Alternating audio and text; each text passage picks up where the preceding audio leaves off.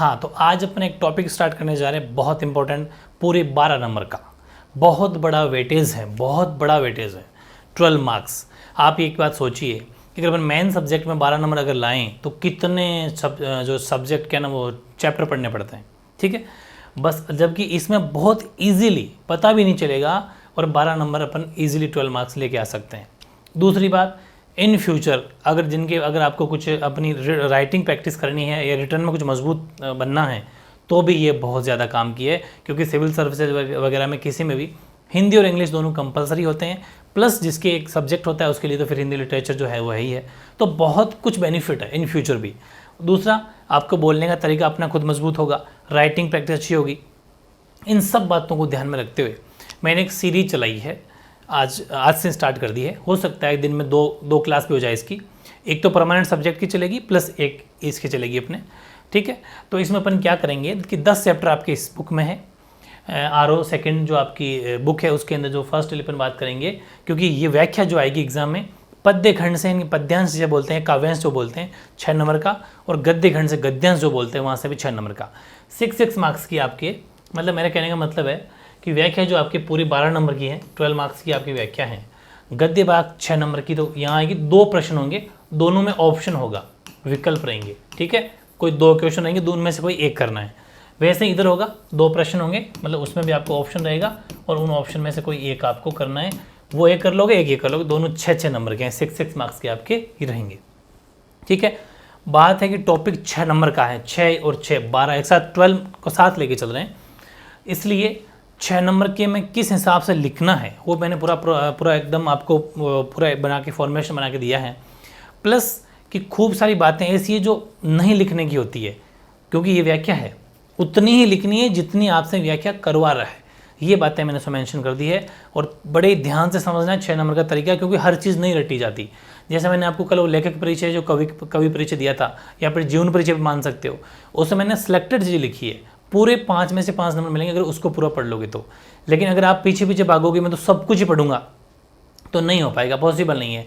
हर चीज़ सारी याद नहीं करने की होती। सिलेक्टेड जैसे बुक्स वगैरह है, जो उनकी रचनाएं वगैरह हैं, वो सिलेक्टेड लिखनी है। वो फैक्चुअल चीज़ 2-3 लिखी जाती है, बड़े बड़े एग्जाम्स में 3 या 4 लिखी जाती है, आपको उतनी लिखनी है, ठीक है।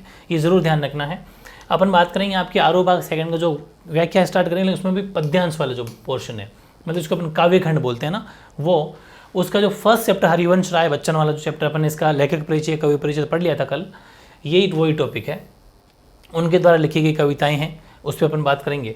और उन 2 कविताएं लिखी थी, एक आत्म परिचय, पहले अपन फर्स्ट की बात करेंगे, फिर सेकंड की बात करेंगे, दोनों अपन इसी क्लास में हो जाएगी, ठीक है। एक तो देखो अपनी आत्म परिचय है, और दूसरी जो अपनी रहेगी इनकी जो सेकंड है वो है इनकी, आई थिंक जो सेकंड जो कविता थी वो है गीत है दिल, हाँ ये रहा, दिन जल्दी जल्दी ढलता है। बस ये 2 कविताएं अपन इसके अंदर पढ़ने वाले हैं, बहुत ही शानदार तरीके से।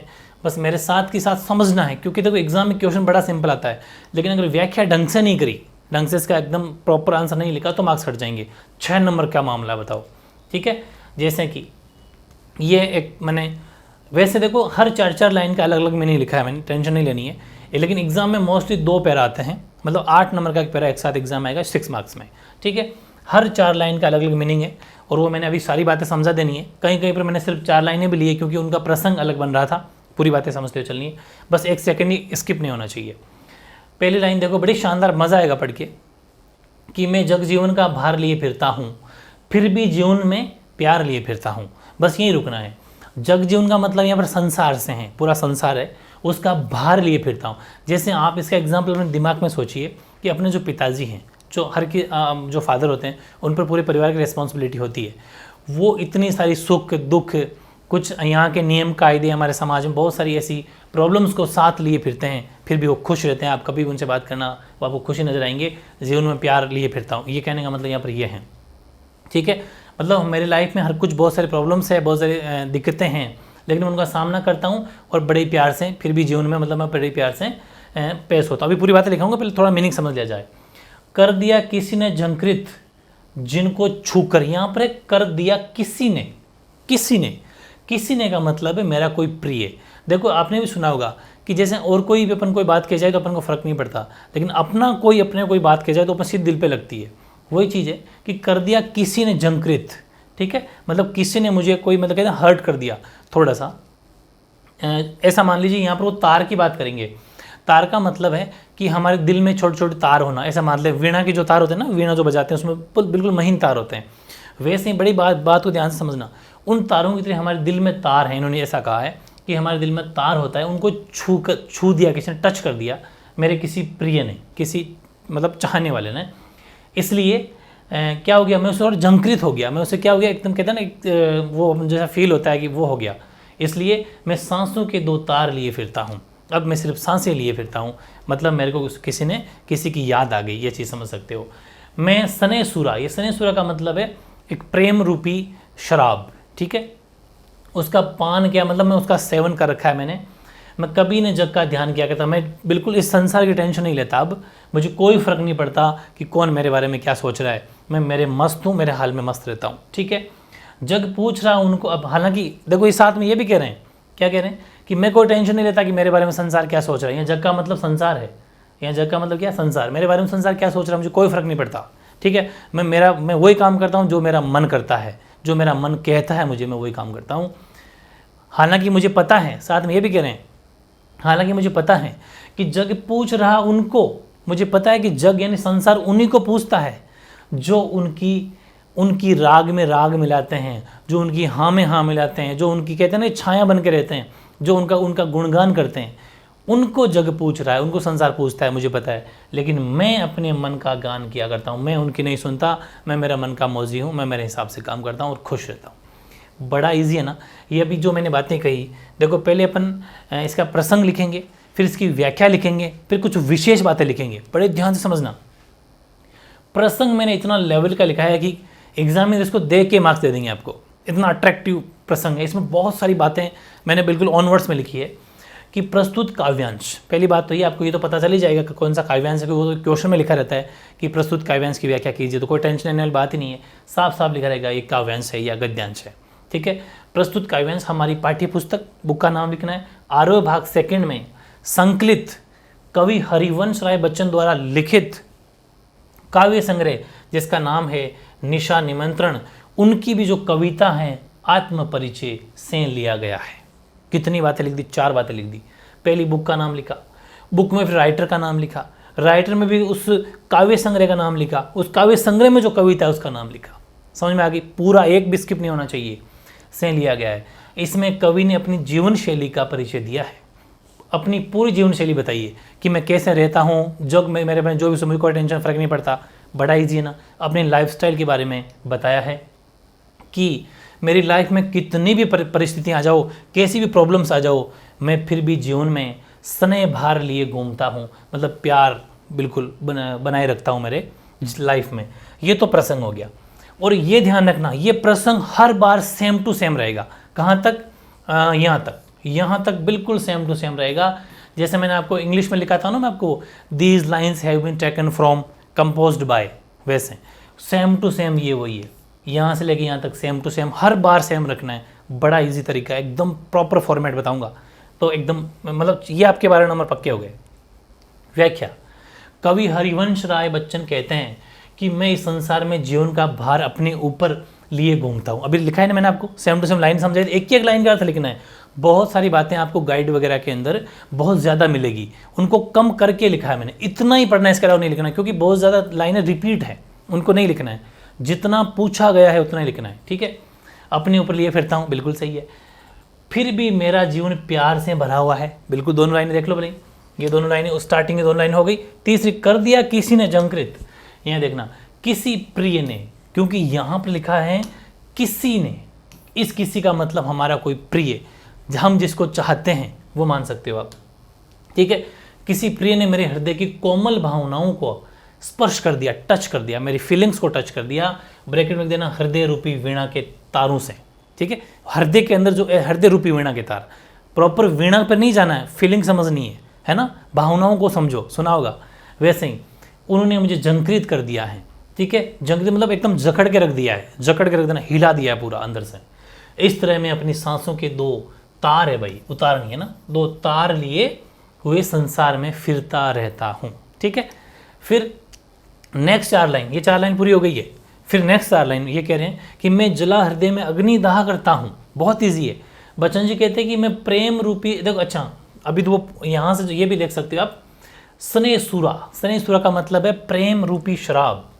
ठीक है, प्रेम रूपी शराब को पीकर मस्त रहता हूँ। ऐसा नहीं कि प्रॉपर शराब पी रहे हैं, शराब नहीं पी रहे, नहीं पीनी चाहिए, लेकिन प्रेम रूपी शराब, ठीक है, वो पीकर मस्त रहता हूँ। और इस मस्ती में मैं इस बात की बिल्कुल परवाह नहीं करता कि लोग मेरे बारे में क्या कहते हैं। देख सकते हो कि पान किया करता हूँ मैं, कभी न जग का मतलब कभी नहीं जग का परवाह करता, ध्यान किया, कभी ध्यान नहीं करता। ठीक है, ध्यान नहीं करता मतलब कि मैं बिल्कुल परवाह नहीं करता कि लोग मेरे बारे में क्या कहते हैं। फिर दूसरी बात देखो, ये लाइन लिखी हुई है, जग पूछ रहा उनको जो जग की गाते हैं। बिल्कुल सही है। संसार के लोगों की तो एक प्रकृति है कि वे उनकी ही प्रशंसा करते हैं जो उनके कहने पर चलते हैं, उनका गुणगान करते हैं। किंतु देख लो, मैं अपने मन का गान किया करता हूँ, किंतु मैं अपने मन की भावनाओं के अनुसार गाता हूँ, चलता हूँ, अर्थात वही करता हूँ जो मेरा मन कहता है। बताओ एक सेकंड इसके आपको मुश्किल लगा क्या? नहीं लगा। अगर ध्यान से समझा तो कुछ भी मुश्किल नहीं है, प्रॉपर आंसर मिल गए। अब थोड़ा विशेष पर भी जाना है। विशेष जानबूझ के लिखना, आपको बहुत जगह नहीं लिखा हुआ मिलेगा, लेकिन आपको लिखना है विशेष, हमेशा लिखना है। विशेष का मतलब है कि आपको इस पूरे अंदर क्या खास बात लगी, खास बात क्या लगी आपको। पहली बात तो ये कि कवि इसमें अपने जीवन के सुख दुख और प्रेम, बिल्कुल देखा होगा आपने, सुख दुख और प्रेम का भार स्वयं उठाए चलें। बिल्कुल कहते हैं कि आपकी लाइफ में कोई प्रॉब्लम आई है तो आप खुद सहन करिए उसको। जैसे आज आप पढ़ रहे हो, आपके सामने आपको पता है कि आपके सामने क्या क्या प्रॉब्लम फेस हो रही है, अच्छा पढ़ोगे आप, इसकी वजह से आप अच्छा पढ़ोगे नहीं। आज जो हमारे पेरेंट्स मीडियम फैमिली से हम बिलोंग करते हैं हम सभी, तो हम ये चाहते हैं कि हमारे भी अच्छी मर्सिडीज़ कार हो, अच्छा आलीशान बंगला हो, ये सब वो सब, हम भी एक अच्छी लाइफस्टाइल बनना चाहते हैं, क्योंकि हम इस प्रॉब्लम्स को भी देख रहे हैं, हम खुद इस वजन भार को लेके चल रहे हैं। तो वही चीज़ें खुद उठाओ, कभी यही कह रहे हैं खुद उठाए चलो, ठीक है, और वही काम करो जो आपका मन कहता है, ठीक है, यानी कि स्वयं के मन के अनुसार चलने की बात कहते हैं। दूसरी बात, आपको बातें सुनी होगी, खड़ी बोली, लगभग इनकी सारी कविताएं खड़ी बोली रहेगी, तो इजीली याद हो जाएगा कि खड़ी बोली हिंदी का प्रयोग हुआ। हिंदी कौन सी बोली का प्रयोग है? खड़ी बोली का। जैसे हरियाणवी लैंग्वेज जो खड़ी बोली होती है एकदम, वैसे ही लठमार भाषा बोलते हैं उनको, वैसे ही खड़ी बोली का प्रयोग हुआ है। और ये अलंकार मैं आपको हालांकि पढ़ा दूंगा, अभी आपको सिर्फ याद ही करना पड़ेगा। अलंकार इस हिसाब से पढ़ाऊंगा, जिंदगी में दोबारा नहीं पढ़ना, शानदार एक ही वन शॉट ला देंगे फिर बड़ा सा। तो वही ये रूपक व अनुप्रास अलंकारों का इसके अंदर प्रयोग हुआ है। बस बहुत ईजी है, प्रॉपर मार्क्स मिलेंगे 6 में से 6। अब बात करते हैं अपन सेकंड, ठीक है। सेकंड क्या है देखो, एक मिनट। सेकंड है आपका, मैं निज उर मतलब होता है हृदय, हार्ट। मैं निज उर के उद्धार लिए फिरता हूँ, मैं निज उर के उपहार लिए फिरता, दोनों फर्क है, यहाँ उद्धार है या उपहार है, गिफ्ट लिए फिरता हूँ। है ये अपूर्ण संसार ने मुझको भाता, मैं स्वप्नों का संसार लिए फिरता हूँ। अपूर्ण का मतलब इस संसार ने वो मुझे भाता नहीं, पसंद नहीं, क्योंकि संसार में पूरा सुख नहीं है, ये कंप्लीट नहीं है, अपूर्ण है, इनकम्प्लीट है। मैं स्वप्नों का संसार है, लेकिन मैं तो कुछ अलग ही सपने लेता हूँ संसार में, स्वप्नों का संसार लिए फिरता हूँ, ठीक है। पहले इस 4 लाइन को देख लेंगे, ये तो सेम रहेगा। देखो यहाँ तक तो मैंने कहा था सेम लिया गया है, बिल्कुल डिट्टो सेम। और इसमें कवि ने अपने जीवन शैली, वही सेम टू सेम वापस बात जीवन शैली की कर रहे हैं, जीवन शैली और संसार के व्यवहार का परिचय, उनके साथ में संसार कैसा ट्रीट करता है, उनकी बातें करते हैं। बस एक छोटी सी लाइन जोड़नी, ये बहुत ईजी है, वो भी इनकी फीलिंग्स आप समझ जाओगे। व्याख्या देखते हैं पहली 4 लाइन की। कवि कहता है कि मैं अपने हृदय में नए भाव रखता हूँ, बिल्कुल ये देखो ये रहा, कि मैं निज उर उद्धार लिए फिरता हूँ, नए भाव, उर मतलब हृदय में, ठीक है, हाँ ये हो गया, हाँ। और मैं अपने ही हृदय द्वारा दिए गए उपहार हूँ। देखो अपने बात की थी, यहाँ पर देखो उपहार हो रहा, उपहार गिफ्ट, सेकंड लाइन में। उपहार का मतलब होता है सुख दुख, यहाँ पर और अपने दिल को कौन गिफ्ट देगा भाई? या तो अपनी लाइफ में कभी सुख आते हैं, कभी दुख आते हैं। ये तो कहते हैं ना, सुख दुख तो एक सगे भाई की तरह है, ठीक है, मतलब सगे साथी है ये तो कभी सुख आता है तो कभी दुख आता है, तो चलती रहती है गाड़ी। तो उपहार हूँ, सुख दुख को लिए घूमता रहता हूँ, मुझे ये सारा संसार अधूरा लगता है, ठीक है। आप भी सोच रहे होंगे कभी भी आपको संसार क्योंकि अधूरा क्यों लग रहा है? कभी दुख आ जाता है, कभी सुख आ जाता है, कभी किसी कमी, कभी कोई लोग कुछ कह देते हैं, कभी कोई कुछ लोग कह देते हैं, मतलब हमें अधूरा सा लगता है, इसलिए ये हमें पसंद नहीं है। इसमें कुछ प्रेम का अभाव है। हर जगह आप देखा होगा कैसे लोग खड़ूस टाइप हो गए, उतना प्यार प्रेम नहीं है आजकल। तो यही कह रहे हैं कि ये अब प्रेम का बिल्कुल मुझे ऐसा लगा जैसे प्रेम है ही नहीं इस संसार में। ठीक है। मुझे इसीलिए सारा संसार अधूरा लगता है, इसमें प्रेम का भाव है, इसी कारण ये मुझे पसंद नहीं, अच्छा नहीं लगता, ठीक है।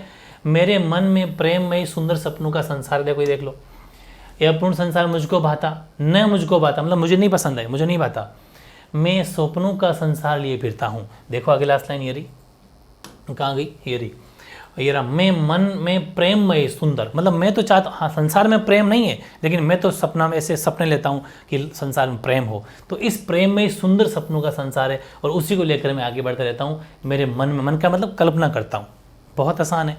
फिर नेक्स्ट 4 लाइन देखो, नेक्स्ट 4 लाइन है ये रही, मैं जला हृदय में अग्नि दाह करता हूँ। यहाँ पर ये दहाना, दहाना मतलब तपना, तप, आप कहते हैं ना कि अभी आप तपिए, मतलब ऐसा नहीं कि आग में जाके तप रहे हो, तपने का मतलब अगर आप तपोगे मतलब मेहनत करोगे तो 12th 95 प्लस 98% बनेंगे, 99 बनेंगे, 100 भी बन सकते हैं, वो तपना है ये, ठीक है। तो देखो क्या लिखा, कवि कहता है कि हृदय में प्रेम की अग्नि जली रहती है, प्रेम की अग्नि, जैसे आपके अंदर मतलब कहता है ना कि मेहनत की अग्नि अंदर जली रहती है, वो हार्ड वर्क, मैं उसी की आँच में स्वयं तपा करता हूँ, ठीक है। फिर अगले लाइन क्या कहते हैं कि सुख दुख दोनों मग्न रहा करता हूँ, जग बहु सागर तरने को नाव बनाए मैं बहु मौजों पर मस्त बहा करता हूँ। मतलब सुख दुख मेरे लाइफ में आते रहते हैं, लेकिन मैं टेंशन परवाह नहीं करता, ठीक है। मैं मेरा मन का मौज हूँ, ठीक है, दिक्कत आएगी तो सामना करेंगे, टेंशन बिल्कुल नहीं लेता, बिल्कुल नहीं घबराता, ठीक है। बड़ी शानदार कविताएं इनकी कि मैं, ये देखो, हाँ, कवि कहता है कि मैं प्रेम दीवानगी में मस्त होकर जीवन में सुख दुख दोनों दशाओं में बिल्कुल मग्न रहता हूँ, मस्त रहता हूँ, कोई टेंशन नहीं लेता। ये संसार विपदाओं का सागर है, परेशानियों का सागर है, पग पग पे परेशानी आ सकती है। आप ये मत सोचना कि परेशानी कभी नहीं आएगी, कितने बड़े कलेक्टर भी बन जाओगे ना तो भी लाइफ में परेशानियाँ बहुत है, मुख्यमंत्री प्रधानमंत्री की भी लाइफ में परेशानियाँ बहुत ज़्यादा है, और आजकल तो चल भी रही है राजस्थान में, तो मतलब हर जगह ये चीज़ चल रही है। मैं इसे प्रेम रूपी नाव से पार करना चाहता हूँ, तो एक ही सोल्यूशन है, नो टेंशन रहो, होगा जो देखा जाएगा, ठीक है। वो एक स्टोरी है ना, मैं एक छोटा डायलॉग बताता हूँ आपको, है ना, कि आपने सुना भी होगा, अपने दादी जी और नानी जी वगैरह कहते हैं कि अगर क्या बोलते हैं, चोंच दिया है तो चूगा भी देगा, तो ऐसी टेंशन लेने की ज़रूरत नहीं कि कमाएंगे नहीं तो फिर क्या खाएंगे वगैरह, कोई टेंशन नहीं है। अगर भगवान ने चोंच दिए तो चूगा भी देंगे, टेंशन वाली बात नहीं है ना, मस्त रहो। तो वही वाली बात है, लाइफ में टेंशन कभी नहीं लेनी चाहिए, मस्त रहना चाहिए। इसलिए मैं बहुसागर की लहरों पर प्रेम की उमंग और मस्ती के साथ बहता रहता हूँ, ठीक है। बहना प्रॉपर वो मत समझना, बहना भावनाओं को समझना है, ठीक है, फीलिंग समझिए। विशेष की बात करें तो कवि संसार की रीतियों से अलग स्वयं के सुख दुख का और प्रेम में मग्न रहने के भाव कहता है, बिल्कुल इजीली। जो इसमें बातें लिखी थी वो एक तो पहली लाइन वही लिखनी है जो इसमें पढ़ी आपने। कवि कहते हैं कि आप सुख दुख के अंदर बस अपने मस्त रहो, टेंशन बिल्कुल मत लो। फिर वही वापस खड़ी बोली का प्रयोग हुआ है, और इसमें रूपक अलंकार है। रूपक का मतलब है, हालांकि मैं अलंकार जब पढ़ाऊंगा तो सारी बातें समझ में आ जाएगी, किसी चीज़ को मतलब कहते हैं ना एकदम बखान करना, बड़े प्यार से सुंदर सजाना, वो है, ठीक है। इसमें रूपक अलंकार हुआ है, ईजी है। फिर तीसरी चीज़ आ जाती है, वो है मैं यौवन का उन्माद लिए फिरता हूँ। यौवन का मतलब समझिए होंगे, बिल्कुल यंग, युवा। उन्मादों में अवसाद लिए फिरता हूँ, जो मुझको बाहर हंसा रुलाती भीतर। लोग सोचते हैं कि हंस रहा है इसका मतलब खुश है ना, लेकिन नहीं, मैं अंदर से रोता हूँ, मैं हाय किसी की याद लिए फिरता हूँ, ठीक है। बड़े शानदार है, बहुत मज़ा आएगा। अच्छा, ये तो सेम हो जाएगा प्रसंग, तो यहाँ तक सेम। इसमें कवि अपने हृदय की अवस्थाएं बताते हैं, अपने दिल की अवस्थाएं और संसार के व्यवहार पर अपनी भावनाएं प्रकट कर रहे हैं कि कवि हृदय के मतलब ये कहना चाह रहे हैं कि मैं हंसता हूँ तो लोग सोचते हैं मैं खुश हूँ, ऐसा नहीं है। मेरे सत्य को कोई जानने की कोशिश ही नहीं करा, मैं तो कुछ और, मतलब ऐसा नहीं, कहते हैं ना, आपने सुना भी होगा कि हर हंसने वाला व्यक्ति खुश नहीं होता, उसकी लाइफ में कुछ ना कुछ प्रॉब्लम्स आती है। लेकिन वही है कि फेस करने से कोई फ़ायदा नहीं है, अपना खुद ही सोल्यूशन कर लिया ज़्यादा बेटर है। पहले 4 लाइन समझते हैं अपन। कवि हरिवंश राय बच्चन अपने संबंध में कहते हैं कि मैं यौवन का मतलब युवा अवस्था के नशे में रहता हूँ। जब अपन यंग रहते हैं ना तो बड़ा जोश रहता है, थकते ही नहीं अपन, बिल्कुल मज़ा आता है हर चीज़ को करने में, पढ़ाई स्टडी चाहे कुछ भी करो, चाहे बाइक राइडिंग हो चाहे कार राइडिंग, कुछ भी अपन करें ना, खेलना कूदना सब बड़े शानदार होते हैं। तो वही चीज़ है, जब कहते हैं ना जवानी है, वो जोश है, तो इस नशे में मैं रहता हूँ, ठीक है। मेरे ऊपर प्रेम का बिल्कुल पागलपन सवार रहता है, ठीक है। और इस दीवानगी में मुझे कदम कदम पर, हालांकि ये तो है ही, निराशा जरूर मिलेगी, ठीक है। कहते हैं ना थोड़ी बहुत लाइफ में इस टाइम युवा अवस्था में हर कोई समझता नहीं है और इस प्यार व्यार के चक्कर में पड़ जाते हैं, तो पग पग पे थोड़े धोखे वगैरह तो खाने पड़ेंगे, और धोखे जब खाओगे तो अपने आप सुधर जाओगे। ठोकर खाने से कहते हैं ना सुधर जाते हैं, चलना सीख जाते हैं, वही वाली बात है। तो इनकी दीवानगी ने मुझे कदम कदम पे निराशा जरूर मिलती है, क्योंकि मैं प्रेम प्यार में पागल हूँ, जवानी की उस नशे में रहता हूँ। इससे मेरी मन स्थिति बाहर से तो हंसती हुई रहती है। यंग एज में आप कभी को देखना ज़्यादा दुखी नहीं रहते लोग, थोड़ी सी बातें भूल जाते हैं, खुश रहते हैं, परंतु अंदर ही अंदर कुछ ना कुछ चलता रहता है कि है ना, अंदर ही अंदर रुलाती रहती है। इस स्थिति का मूल कारण क्या है कि मैं अपने हृदय में किसी प्रिय की मधुर स्मृति, मतलब किसी में चाहने वाली या वाले की कुछ एक मधुर स्मृति का मतलब कुछ याद, बहुत प्यारी सी याद, मधुर स्मृति का मतलब प्यारी सी याद बसाए हुए हूँ और वो हर समय उसकी याद करता रहता हूँ और उसके न मिलने पर हमेशा दुखी हो जाता हूँ। ये बात यहाँ आपको स्टार्टिंग चार लाइन दिख गई कि जो मुझको बाहर हंसा रुलाती भीतर, अंदर हमें रुलाती, बाहर से मैं हंस रहा हूँ लेकिन मैं अंदर से रोता हूँ क्योंकि मैं हाय किसी की याद लिए फिरता हूँ। बड़ा आसान है। नेक्स्ट, कर यत्न मिटे सब। कर यत्न मिटे सब मतलब इतना सा समझ गए होंगे आप कि प्रयास करो सब प्रॉब्लम सॉल्व हो जाएगी। कर यत्न मिटे सब सत्य किसी ने जाना है, लेकिन किसी ने मेरी बात को नहीं समझा। मैं हंसता हूँ, लोग सोचते हैं खुश रहता होगा, लेकिन मेरी उसको नहीं समझा। नादानी, हर कोई नादानी कर रहा है। नादान वही हैं हाय जहाँ पर दाना। हर कोई लोग नादानी कर जाते हैं। यहाँ पर दाना का मतलब समझ रहे हो आप कि जहाँ पर लोगों को स्वार्थ दिखता है, जहाँ पर पैसा धन दिख जाता है, लोग अपने लालच के लिए सबको भूल जाते हैं, वहीं चले जाते हैं। हाय जहाँ पर दाना मतलब नादान वही हाय जहाँ पर दाना, जहाँ जो दिखता है लोग अपना स्वार्थ के लिए वहाँ कूद पड़ते हैं। ठीक है। फिर मूड, यहाँ पर मूड का मतलब मूर्ख है, मूर्ख। फिर मूड ने क्या जग, फिर ये संसार एक मूर्ख है। ये कहते हैं कि ये संसार पूरा मूर्ख है जो मोह माया के लालच में आ गया और यही भूल गया कि ज़िंदगी में कैसे ज़िंदगी जी जाती है। ज़िंदगी सिर्फ काटने के लिए थोड़ी है, ज़िंदगी जीने के लिए मिली है। ठीक है। और आपने सुना भी होगा कि जो लाइफ एक ही बार मिलती है, 84,000 योनियों में जन्म लेने के बाद में एक बार मनुष्य जीवन मिलता है, और उसको भी अगर व्यर्थ में गंवा दिया। लोग सुबह उठते हैं, शाम को वापस घर आते हैं, सो जाते हैं, पता ही नहीं चलता क्या किया क्या नहीं किया, घूमे फिरे नहीं, हंसे खेले नहीं, टेंशन दिन गुजर गया। वो वाली बात है कि वो मूर्ख है, न जान न क्या जग, जो इस पर भी सीखे, जो सीखता ही नहीं है। ठीक है। लेकिन मैं तो सीख रहा हूँ, मैं सीख रहा हूँ सीखा ज्ञान बुलाना। पुरानी बातों को बुला दिया मैंने, मैं एकदम मस्त रहता हूँ, हो गया सो हो गया, कोई बात नहीं। हम प्रेजेंट में जीने वाले लोग हैं, पास्ट की बातें नहीं करते। सुना भी होगा। लास्ट चार लाइनें ये हैं कि कवि कहता है कि मैंने सारे उपाय, सारे प्रयत्न करके देख लिए, लेकिन किसी ने भी मेरे हृदय के सच्चाई को या सत्य को जानने की कोशिश नहीं करी। ये देखो स्टार्टिंग 2 लाइनें देखो, सत्य किसी ने न जाना, कर यत्न मिटे सब, मैंने सारी कोशिशें कर ली, सारे प्रयास कर लिए, नादान वही हाई जहाँ पर दाना। ये देख लो, इस तरह जिसे भी देखो वही नादानी कर रहा है इस संसार में। जिसे जहाँ पर भी धन वैभव मिल जाते हैं वे वहीं पर स्वार्थ पूरा करने लग जाता है। उस दाना क्या मतलब है, ये इसका मतलब है दाना, जो मैंने लिखा था ना भी दाना समझाया, तो दाना का मतलब है धन और वैभव। ठीक है। परंतु कवि की दृष्टि में, कवि उनको क्या कहता है, मूड यानी मूर्ख। कवि की दृष्टि में ऐसे लोग मूर्ख होते हैं क्योंकि वह जानबूझकर इस सांसारिक लोभ मोह माया में पड़ गए, चक्कर में उलझे रहते हैं और संसार की ना समझी को समझ। लेकिन मैं तो संसार की, मैंने कहा ना ये रहा, लेकिन मैं सीख रहा हूँ ठीक है, मैं तो समझ गया हूँ, इसलिए मैं सांसारिक का पाठ सीख रहा हूँ और पुरानी बातों को भूलकर अपने मन के अनुसार मस्त एकदम चलना सीख रहा हूँ। बड़ा आसान है। विशेष में क्या लिखोगे, कवि ने अपने हृदय के दुखों को तथा संसार के मूढ़ व्यक्तियों मतलब मूर्ख व्यक्तियों की विचित्र दशा को बताया। कैसे लोग पागल हो जाते हैं पैसों के पीछे, वो भूल जाते हैं कैसे अपने बच्चों को, अपनी फैमिली को टाइम नहीं देते और इतना लालच में पड़ जाते हैं। आपने देखा भी होगा कि उनको पता ही नहीं रहता कि अपनी फैमिली भी है, अपने बच्चे भी है, रात दिन बस पैसे कमाने में लगे रहते हैं। उनको ये नहीं पता कि ये पैसा कहाँ काम आएगा। ठीक है, वो वाली चीज़ है। इसलिए मस्त रहो, अच्छे रहो, किसी के साथ दगा धोखा नहीं करना, मस्त रहना।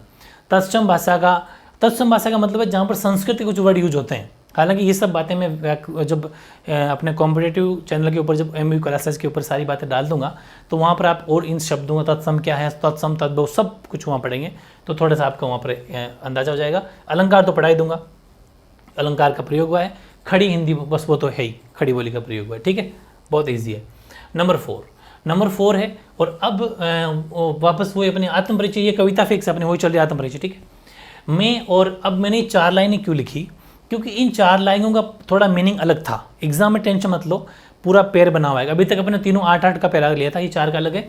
वापस अपन नेक्स्ट 8 का ही लेंगे। ठीक है, ये 8 का, फिर लास्ट फिर 4 का है, ये 4 का। ठीक है, क्योंकि जहाँ पर कुछ डिफरेंट मीनिंग होता है वो अपन थोड़ा अलग ले लेते हैं। एग्जाम अगर एक साथ आ भी गया तो उनका मीनिंग सेम हो जाएगा, टेंशन लेने वाली बात नहीं है। आपको हर 4 लाइन का मीनिंग बता ही रहा हूँ। प्रसंग तो सब में ऑलमोस्ट सेम है, यहाँ तक तो सेम।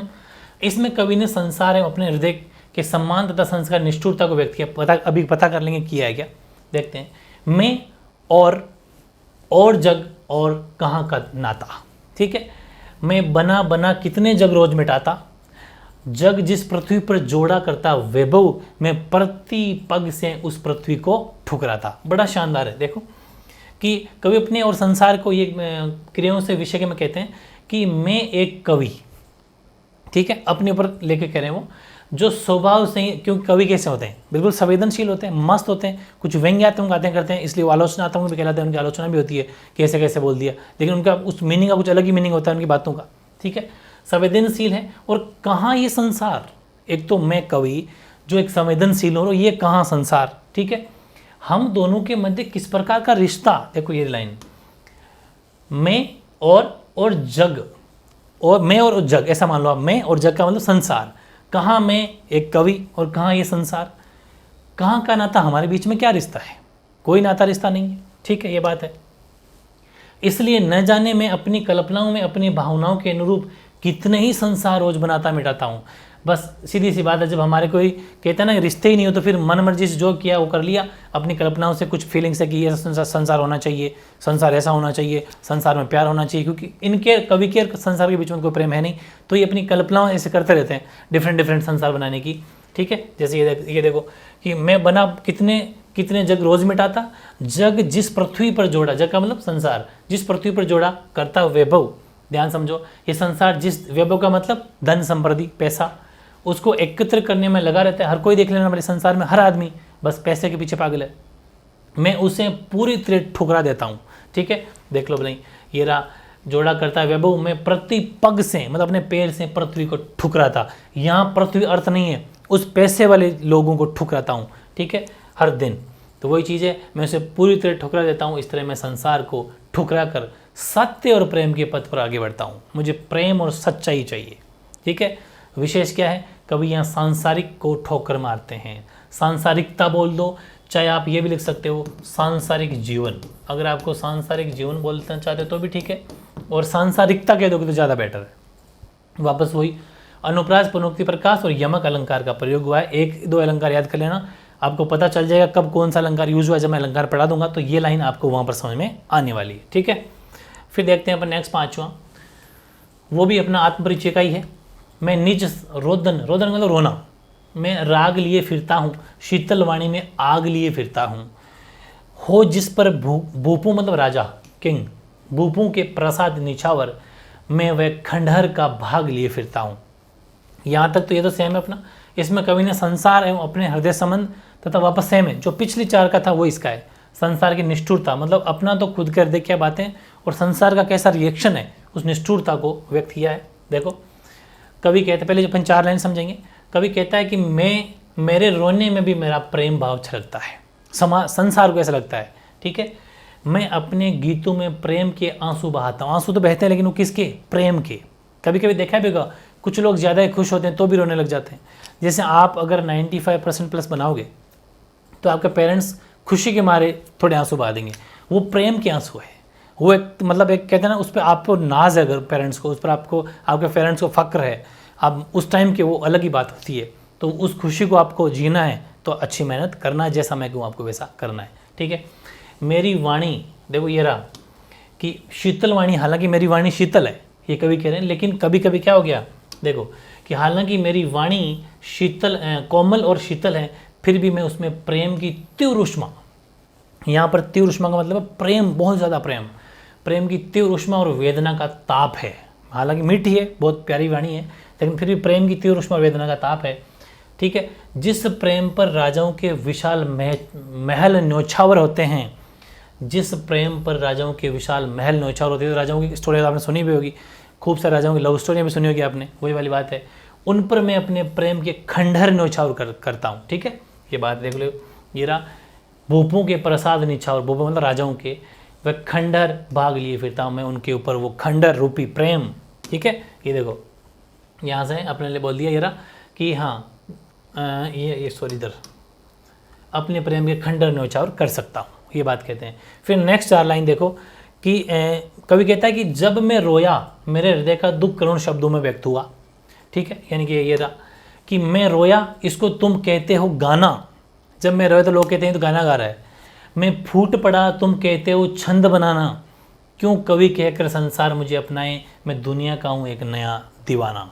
ठीक है, मतलब ये है, कवि कहते हैं कि जब मैं रोया, सेम पहले फर्स्ट वाली लाइन, और मेरे हृदय का दुख करुणा शब्दों में व्यक्त हुआ, दुख करुणा शब्दों में व्यक्त हुआ, तो लोग इसे गाना गीत कहने लग जाते हैं कि ये तो गीत गा रहे हैं, क्योंकि कवि है तो कवि का काम तो ये होता होगा। जब मैं प्रेम के आवेग में भरकर पूरे उन्माद से अपने भावों को व्यक्त करता हूँ, तब संसार के लोग उसे छंद कह देते हैं। ठीक है, ये सेकंड लाइन हो गई, सेकंड मतलब सेकंड पैराग्राफ की, ये छंद कह देते हैं। फिर बात आई कि वास्तव में मैं तो कवि नहीं हूँ अपितु प्रेम दीवाना हूँ। वास्तव में मैं कवि नहीं हूँ, मैं तो एक प्रेम दीवाना हूँ। समझ गए, मतलब मुझे प्यार चाहिए, मुझे प्यार पसंद है, वो सब बातें, लोगों के साथ घुल मिल के रहना, प्रेम से रहना, वो मुझे पसंद है। कवि विशेष क्या है, कवि का सांसारिक लेन देन से उनके हृदय की पीड़ा को कोई मतलब नहीं है। संसार में क्या चल रहा है मुझे कोई फर्क नहीं पड़ता, मुझे तो मस्त रहना है। सांसारिक सुख दुख से लेन देन से कोई मतलब नहीं। ठीक है, उनके जो हृदय की पीड़ा है उनसे कोई मतलब नहीं है। वे अपने दुख में भी प्रसन्न हैं और खुशी में तो प्रसन्न होते ही हैं। सब मस्त है, अपने मन की मौजी है। और क्या कहते हैं कि कर्मों का फल मिल रहा है, जैसे कर्म करोगे वैसा काम मिल जाएगा। विरोधाभासी थोड़ा उपमान यहाँ पर हुआ। विरोधाभासी का मतलब है कुछ ऑपोजिट बातें, विरोधाभासी बातें हुई है, अलंकारों का प्रयोग हुआ है। ठीक है, बहुत ईजी है। फिर नंबर 6 है, मैं दीवानों का वेश लिए फिरता हूँ, मैं मादकता निशेष लिए फिरता हूँ, जिसको सुनकर जग झूम झुके लहराए, मैं मस्ती का संदेश लिए फिरता हूँ। ठीक है, यहाँ तक तो अपना सेम। इसमें कवि क्या कहते हैं कि दुख पीड़ा अपने मस्त मौला व्यवहार का चित्रण किया यहाँ पर, कि मैं दीवानों का वेश लिए फिरता हूँ, मतलब मैं दीवाना हूँ, प्रेम का दीवाना हूँ। ये देखो, दीवानों का वेश, उनके वेश में रहता हूँ। ठीक है, मादकता निशेष का मतलब देखो, यहाँ पर मादकता मतलब हम ले लेंगे कि मैं संसार, पहली लाइन का एक लाइन का मीनिंग समझेंगे। कवि कहता है कि मैं संसार में प्रेम दीवानों की तरह विचरण करता हूँ, मतलब घूमता हूँ। मैं जहाँ भी जाता हूँ अपनी दीवानगी से सारे वातावरण को मस्ती से भर देता हूँ। यहाँ मस्ती है इसका मतलब। मादकता निशेष का मतलब है मस्त रहना, एकदम अपने हाल में मस्त मौला रहना। ठीक है, वो चीज़ है। तो मैं जहाँ भी जाता हूँ वहाँ पूरे उस माहौल को एकदम लबालब कर देता हूँ, प्यार से, मोहब्बत से, मस्ती से। और मैं प्रेम और यौवन का मतलब तो अभी पढ़ा था अपने युवावस्था। गीत गाता हूँ, मैं सभी को इसी प्रेम की मस्ती में झूमने का संदेश देता रहता हूँ कि मस्त रहो, एकदम प्रेम में रहो। लोग मेरे इसी संदेश को गीत समझ लेते हैं, इसलिए जबकि मैं सबको अपने व्यवहार द्वारा सभी दुखों से दूर रहने का संदेश देना चाहता हूँ। लोग सोचते हैं कि क्या है, गीत गा रहा है, वो गीत को हल्के में लेते हैं, लेकिन ये कहना चाह रहे हैं कि नहीं, मेरा मकसद है कि मैं लोगों को ये बता सकूँ कि यार टेंशन मत लो, सारे दुखों को भूल जाओ, जो हो गया सो हो गया, मस्त रहो। ये चीज़ है। विशेष क्या है, कवि ने बताया कि मेरे विचार संदेश स्वरूप होते हैं कि लोग अपने जीवन को कैसे उत्सव की तरह जिएं। ठीक है, इसलिए मेरा संदेश होता है। और तत्सम भाषा तथा अनुप्रास अलंकार का प्रयोग हुआ है, सिंपल। फिर बात आती है इनकी सेकंड कविता या गीत मान लीजिए, सेकंड वो है दिन जल्दी जल्दी ढलता है गीत। अब मैं आपको एक छोटी सी बात बताता हूँ, कुछ लाइफ में भी काम आएगी आपके। दिन जल्दी जल्दी ढलता है, आप सोच के देखिए, जब आप कुछ खुशी का काम कर रहे होते हैं तो यार जल्दी जल्दी निकल गया। जब आपको कोई आपका प्यारा आपसे बातें कर रहा हो, या फिर आपको जिसको चाहते हो आपके घर आया हो और वो शाम को जाना चाह रहा हो कि बस दिन ढलते ही चल जाऊंगा, तो आपके मन में रहेगा यार दिन बहुत जल्दी निकल गया, दिन जल्दी जल्दी ढल रहा है। लेकिन यहाँ पर दो तरह की कैटेगरी के लोग आपको मिलेंगे। एक वो जो अकेला रहता है, वो लाइफ में ये सोचेगा कि यार दिन बड़ा हो जाए तो और बढ़िया है। ठीक है, क्यों? क्योंकि रात को फिर उसे रुका नहीं जाएगा, रात का अंधेरा रहता है और आसपास में किसी को देख भी नहीं पाता, तो वहाँ पर फिर उस टाइम पर वो कहते हैं ना कि वैरागी भाव उसका निकलेगा, दुखी रहेगा वो, इसलिए वहाँ पर भी वो भी परेशान है। और एक वो भी परेशान है जो खुश है कि अपना प्यारा शाम को कहीं चला जाएगा, इससे बेटर है कि और दिन लंबा होता रहे। तो ये सब बातें। और एक ये भी है कि हमें शाम तक क्या टारगेट लेके, लक्ष्य क्या पूरा करना है, उस लक्ष्य तक पहुँचना है, तब भी हम ये कहते हैं यार जल्दी जल्दी दिन ढल रहा है। जैसे आप स्टडी कर रहे हो, 6-8 घंटे आप चाहते हो आज पूरे दिन में हिंदी सल्टा देनी है, अगर वो नहीं कंप्लीट हो रही तो क्या सोचोगे यार जल्दी जल्दी निकल गया। सब बातें इसमें अपन सीखेंगे, मज़ेदार बहुत है। ठीक है, यहाँ तक अपना सेम है, बस थोड़ा सा चेंज करेंगे। पाठ्य पुस्तक सेम रहेगा, संकलित सेम रहेगा, काव्य संग्रह, निशा निमंत्रण से, बस कविता चेंज होगा। गीत है वो जहाँ पर अपन ने वो लिखा था, इसमें तो अपन ने लिख दिया था आत्म परिचय, बस इसकी जगह लिख देंगे अपन दिन जल्दी जल्दी ढलता है, बस इतना सा चेंज हुआ, बाकी सेम है। फिर लिख देना इसमें कवि ने दिन के ढलते ढलने, पथिक, पथिक का मतलब जो राहगीर होता है, चलने वाला, ठीक है, वो घर लौटने का इसमें वर्णन इन्होंने किया है। बहुत मज़ेदार है कि हो जाए न पथ में रात कहीं, मंजिल भी तो है दूर नहीं, ये सोच थका दिन का पंथी भी जल्दी जल्दी चलता है, दिन जल्दी जल्दी ढलता है। बड़ा इंटरेस्टिंग है, बहुत ईजी है। हो जाए न पथ में रात नहीं, जैसे अपन कोई काम कर रहे हैं और ये सोच रहे हैं कि यार लक्ष्य को पूरा प्राप्त करना है, मंजिल ज़्यादा दूर नहीं है, थोड़ा और कहीं दिन न ढल जाए, सारी बातें हैं। कवि कहता है कि दिन भर चलकर अपनी मंजिल के समीप पहुंचने वाला पथिक का मतलब जो राहगीर, चलने वाला, रास्ते चलने वाला, वो सोचता है कि अब अपनी मंजिल पास ही है, अब तो 1 किलोमीटर ही बचा है, अब तो 500 मीटर ही बचा, अब तो 100 मीटर, अब तो 50, अब तो पहुंच गए, ठीक है, ये है। परंतु उस मंजिल तक पहुंचने से पहले कहीं रात नहीं हो जाने पर, कहीं रात नहीं हो जावे और वे वहां तक नहीं पहुंच पावे, ऐसा दिमाग में जरूर चलता है कि कहीं ऐसा नहीं हो कि मंजिल तक पहुंचे उससे पहले रात हो जाए, क्या पता हम पहुंच नहीं पाए उससे पहले रात हो जाए, ठीक है। ये सोचकर दिन का थका हुआ वे पथिक जल्दी जल्दी कदम बढ़ाता है, ठीक है, बहुत ईजी है ना। और ऐसा ही अपने एक एग्जाम्पल लेंगे प्रिय मिलन का। प्रिय मिलन की जब आतुरता रहती है, जब अपन किसी चाहने वाले से मिलना चाहते हैं तो बड़े उत्सुक रहते हैं, जल्दी जल्दी रहता है, पूरे दिन भर ऐसा रहता है कि जल्दी कब मिलेंगे। उस आतुरता में उस पति को ऐसा प्रतीत होता है कि दिन जल्दी जल्दी ढल रहा है। अगर वो उससे अपन मिल रहे हैं तो ये पक्का है कि अपन शाम होते ही निकलना पड़ेगा, ये है दिन में मिलना है तो क्या रहेगा कि और यार दिल जल्दी ढल रहा है। तो सारी बातें बड़ी इंटरेस्टिंग है, ये एक पथिक के लिए, एक ये प्रेम मिलन के लिए, प्रिय मिलन के, दोनों बातें, ठीक है। विशेष क्या लगा आपको? कवि ने बताया कि लक्ष्य को प्राप्त करने के लिए शीघ्रता होनी चाहिए, बिल्कुल होनी चाहिए। 95% प्लस बनाना है तो अभी से पढ़ना पड़ेगा, लास्ट में 2-3 महीने में कुछ भी नहीं कर पाओगे, ये मेरी गारंटी है। बहुत बड़ा सिलेबस है, अभी से कंटिन्यू चलोगे, स्पीड पकड़ लोगे तो मज़ा हो जाएगा। उत्साह और लगन में कोई कमी नहीं आनी चाहिए, जोश बरकरार रहना चाहिए। हर दिन ऐसा लगेगा बहुत है लेकिन नहीं, हिम्मत रखनी है। अनुप्रास, अलंकार और खड़ी बोली सेम, कोई टेंशन वाली बात नहीं है। फिर सेकंड, बच्चे प्रत्याशा में होंगे, नीड़ू मतलब घोंसले होते हैं, घोंसले, ठीक है, झांक रहे होंगे। ये ध्यान परों, पंख होते हैं, परों मतलब पंख में चिड़ियों के भरता कितनी चंचलता, दिन जल्दी जल्दी ढलता। ये बात कही वो अपने फर्स्ट में तो कही थी किसी राहगीर के लिए, किसी प्रेम मिलन के लिए। यहाँ अपन बात करें एक पक्षी के लिए। एक पक्षी दिन भर चारों ओर घूमता रहता है, अपने बच्चे उनके घोंसले में रहते हैं। और आप नोटिस करना कभी, जब पेड़ पर घोंसला लटकता रहता है, सर्दी के टाइम पर ज़्यादा होते हैं वैसे लटकने वाले घोंसले, तो आप देखना कि जैसे ही शाम होने लगती है, फिर दिन होने लगता है, जब उनको भूख लगती है तो अपनी मम्मी को मतलब देखने के लिए वो बाहर ऐसे मुँह निकाले बैठे रहते हैं। तो ये वही कह रहे हैं कि बच्चे इस याद में, इस इंतज़ार में होंगे, नीड़ों से मतलब उन घोंसलों से झांक कर देख रहे होंगे और ध्यान कर रहे होंगे। ये ध्यान परों में चिड़िया जब पंख भरती है, उड़ान भरती है, पर मतलब पंख, तो वो भरती कितनी चंचल, वो बहुत फास्ट होती है कि जल्दी चलो, बच्चे भूखे हैं, बच्चे बाहर बैठे होंगे, दिन जल्दी जल्दी ढलता है कि कहीं रात ना हो जाए, रात से पहले अपन को वहाँ पहुँचना है। बड़ा इंटरेस्टिंग है, बहुत इंटरेस्टिंग है। यहाँ तक तो सेम है। इसमें कवि ने प्रकृति और पक्षी के माध्यम जो मनुष्य का संदेश है वो दिया है। देखो, कवि कहता है कि एक चिड़िया जब आकाश में उड़ती है, अपने घोंसलों की ओर लौट रही होती है, तो वे सोचती है कि मेरे बच्चे मेरी राह देख रहे होंगे, ठीक है, वे घोंसले में बैठे हुए मेरे लौट आने की आशा में बाहर की ओर झांक रहे होंगे। देखो ये साफ साफ लिखा हुआ, ठीक है, झांक रहे होंगे। ये सोचकर वे अपने पंखों को और तेज हिलाती है, तेज गति देने लगती है, उसको स्पीड से हिलाती है तेज पहुंचने के लिए। उस समय उसके पंखों में कितनी चंचलता रहती है, बिल्कुल बहुत फास्ट, बिल्कुल नहीं थकती है दिन भर काम किया। फिर भी वस्तुतः जब दिन जल्दी जल्दी ढलने लगता है तो प्रत्येक पथिक हो चाहे पक्षी हो, अपनी मंजिल तक पहुंचने की तीव्रता दिखाई देती है हर किसी में। ये शाम होती है, आप नोटिस कर लेना, हर किसी में ऐसा होता है। और ऐसा अपने भी होता है, जब अपन होमवर्क कर रहे होते हैं, लास्ट में कहते हैं अब तो 1 पेज और लिखना, तो अपन थोड़े फास्ट हो जाते हैं। हर बार ऐसा होता है जब अपन एग्जाम देते हैं, एग्जाम के टाइम पर देखते हैं और आधा घंटा ही बचा है, 15 मिनट बची है, तो फास्ट हो जाते हैं। सेम सब जगह वही रूल लागू है। तो कवि ने पक्षी के माध्यम से संसार की मोह माया एवं घर जल्दी लौटने का प्रतीकात्मक अर्थ व्यक्त किया है। भाषा बिल्कुल सरल है, इनकी भाषा खड़ी बोली नहीं है, बिल्कुल ईजी इस पैराग्राफ के अंदर, और बिल्कुल भाव के अनुकूल है, बिल्कुल भाव अनुकूल है। तथा खड़ी बोली का प्रयोग थोड़ा बहुत हालांकि हुआ है, लेकिन एक्चुअल में भाषा बहुत सरल है। और हालांकि खड़ी बोली भी सरल ही होती है और भाव अनुकूल है, तो टेंशन लेने की कोई बात नहीं है। फिर अपन बात करते हैं नेक्स्ट, और वो है मुझसे मिलने को कौन विकल, मैं हूँ किसके हित चंचल। ये प्रश्न शिथिल करता पद को, भरता उर में विहर, मतलब हृदय, दिन जल्दी जल्दी डलता। यहाँ तक तो अपना सेम, यहाँ तक सेम।